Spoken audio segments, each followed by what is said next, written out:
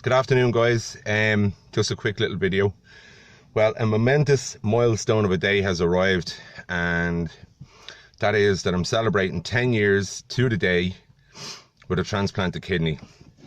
This time, which is 22/12, I would have been getting prepped to get down to theatre because I had the operation at 4 o'clock on the 29th of December 2007. And I just wanted to say to everybody that's kind of followed what I do over the last 10 years, thank you very much. Anybody that supported me, thank you very much. It's been a crazy 10 years. It's brought me to places that I think, you know, getting the transplant gave me a newfound confidence in myself, and obviously enabled me to carry on to do the likes of, say, Frankly Buble and other projects. And the Frankly Buble thing brought me to places that I never believed I could, brought me to meet people I never thought I could, and as we all know, to sing with people we never thought I could. But just getting back to the transplant, it has been a crazy 10 years in the sense of, you know, just adapting to it. I'm on tablets for life now. I think it's roughly about 22 to 24 tablets, anti-rejection tablets. But it's a small price to pay. I just put it as a part of my daily routine in the morning, and then in the evening when I'm supposed to take them, I take them. As you all know from my annoying gym posts, that I go to the gym 3 or 4 mornings a week. That's purely out of for my mental health, because the bonus is you lose a bit of weight and you feel better in yourself, but it's more for psychological reasons. It's just, it gives me good headspace. I go into work and, you know, I'm on a high. But the thing about it is, guys, like the way I am now, 10 or 11 years ago, I could hardly even walk up the stairs, because when you get chronic kidney disease, which I had polycystic kidney disease, the fatigue levels are absolutely ridiculous. You sit down to have a lie down for 5 minutes at 5 o'clock in the evening, and you wake up at 1 in the morning. You know, people don't realise you're passing blood in your urine. Just everything. You just feel shit. You look like dead warmed up, and it's not a nice feeling. You know, I was very lucky. I did dialysis for 7 months. I had the support of a great family, had the support of a great girlfriend at the time.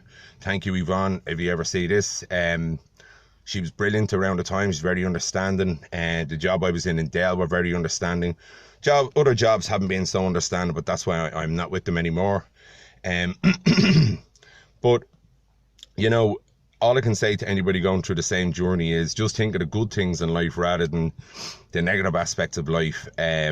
You know, stay away from negativity, stay away from anything that brings you down. But the one thing I'm going to give you the advice, even though I had no energy, I made sure I exercised, I made sure I looked after myself. First 2 months of dialysis, I didn't. I couldn't. I just couldn't get my head around it, and then eventually I did. And it obviously paid off in the end. But, you know, it's 10 years today, and to be quite honest with you, it's been, you know, it's been, like, there's been a few mishaps along the way. Basically, I had a few mishaps. One was my own. A year after the kidney was transplanted, I was in a job, and the guy was just a cowboy, and I was going through a lot of stress, and I forgot to take my meds, and I didn't realise how much of a lifeline they were. And it led me to nearly losing the kidney, which I learned that lesson now, very valuable.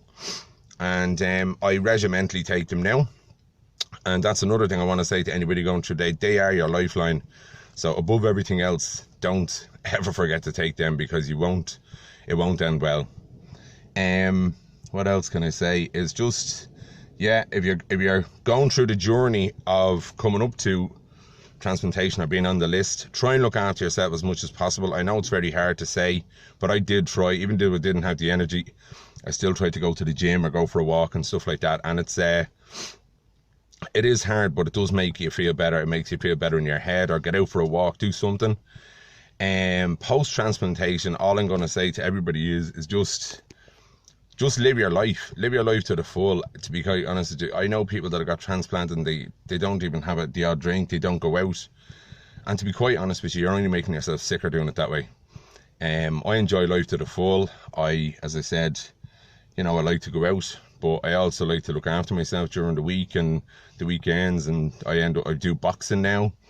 And it's not in contact, but it's still a great skill, great fitness. And you know, like I really have to say I have a fantastic life now, and you know, it's not ruled by money, it's ruled by just a zest for life. It's nice to have a few bob in your pocket and stuff like that. But I've written a book which at the moment is out with a few. I'm trying to get it published, and you know, it'll be a slow burner, but if I can get it published, fantastic. If not, I might look into self-publishing it next year.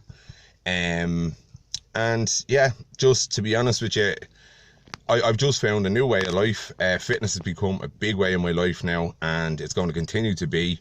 So much so, I'm probably going to train in it more for my own knowledge, and, you know, train in nutrition as well. And I wouldn't mind then maybe bringing that to the kidney community, you know, for people to look after themselves, and coming from a guy that went through the journey.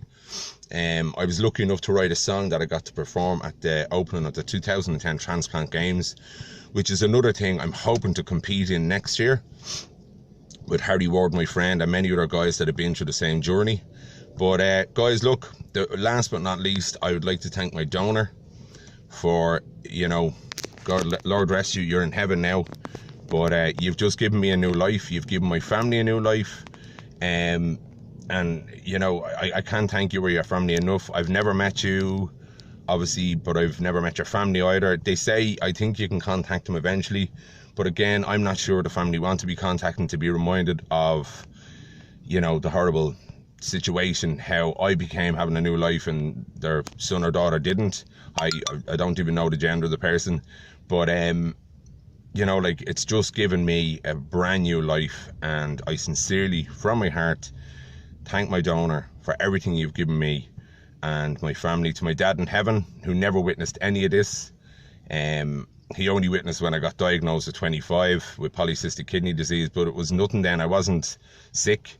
But, you know, another thing I will say, never kind of try your best to, if you feel something's wrong, go and see about it. Because, you know, you can hamper your way in a way that you wouldn't believe. Unfortunately for me, it didn't matter what I did, it was going to happen anyway. But so guys, look, I hope you're all having a lovely Christmas and have a happy new year. And may 2018 be a healthy, happy and prosperous year for us all. Again, thanks for everybody for supporting me over the years. I continue to do what I'm doing. I'm loving what I'm doing. There will be a few new things happening in the new year, and in the music sense, as I said, I'm going to do other stuff as well. So again, sorry for the annoying gym post, but you know where they are now. It's more for psychological reasons. So thanks again, guys. Have a lovely day, and I'll chat to you soon. Thank you.